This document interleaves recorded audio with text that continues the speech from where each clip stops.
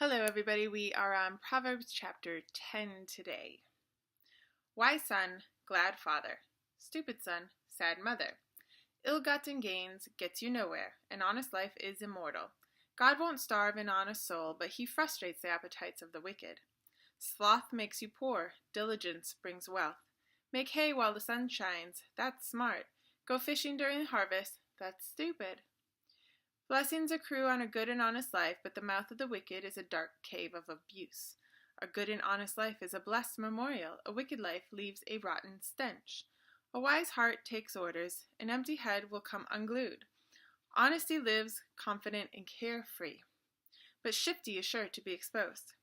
An evasive eye is a sign of trouble ahead, but an open, face-to-face meeting results in peace.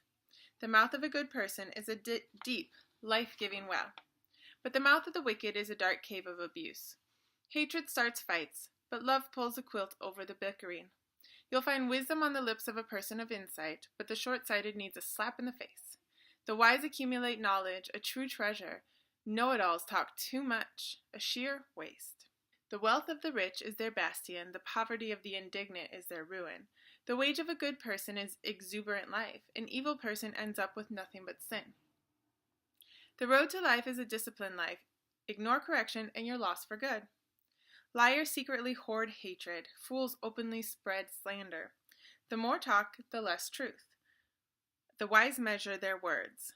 The speech of a good person is worth waiting for. The blabber of the wicked is worthless. The talk of a good person is rich fare for many, but chatterboxes die of an empty heart. God's blessings make life rich. Nothing we do can improve on God. An empty head thinks mischief is fun, but a mindful person relishes wisdom. The nightmares of the wicked come true. What the good people desire, they get. When the storm is over, there's nothing left of the wicked. Good people, firm on their rock foundation, aren't even fazed. A lazy employee will give you nothing but trouble.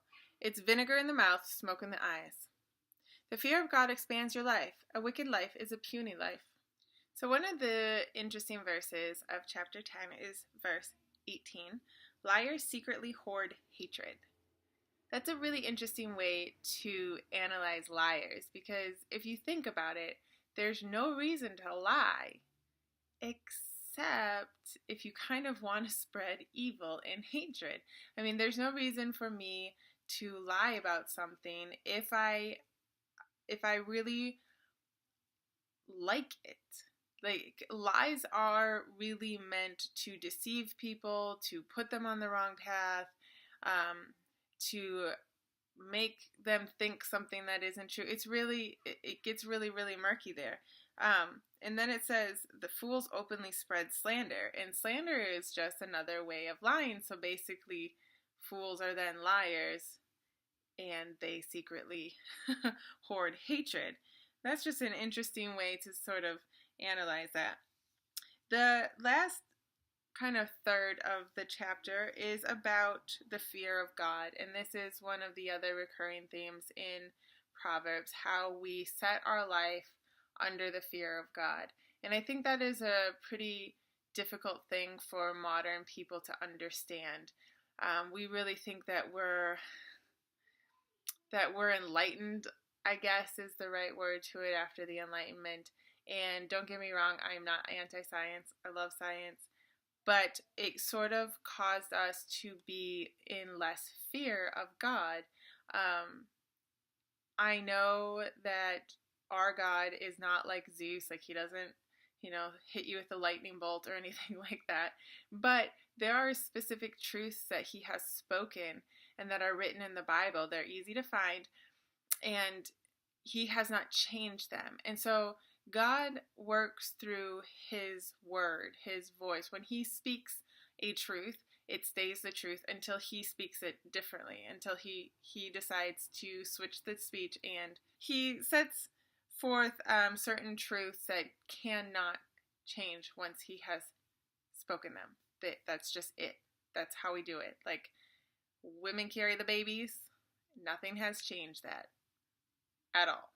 So that goes through a lot of different other truths as well. So the fear of God is something that will bring blessing on your life, will keep your life centered on the promises that He has put in the Bible for you. It will keep you centered on what your purpose is here on earth.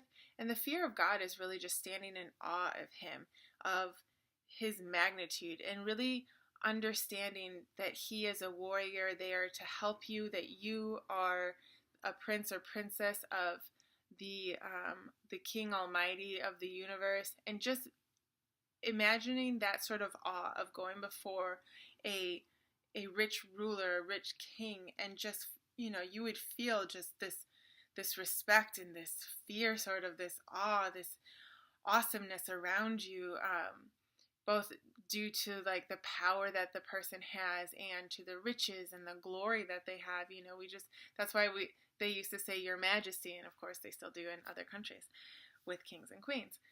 So standing in awe of His majesty and having that fear will keep you sort of on the right track. Having the fear of God when He goes into things like tell the truth, don't leave orphans behind, take care of the poor. Like, you do those things because you are under His command. The fear of God you could also look at being under the command of the highest general of the universe, and He has given you commands and you follow them because you don't want to get court-martialed. So the fear of God is something that I don't think we have really taken a lot of time to sit down and meditate on, but it is definitely worth doing because it is what puts us under His blessings and what expands our life. Verse 22 says, God's blessings make life rich. Nothing we do can improve on God. So God is the ultimate, like He is the ultimate truth. God is the ultimate holiness. God is the ultimate purity and light. Nothing that is dark can stand in the presence of God and not die. That in the Old Testament, when Moses asked to see His face, and He said, you just can't, because I am truth, I am glory, I am everything that is good, and you are not perfectly good, and nothing can exist in my presence that isn't perfectly good.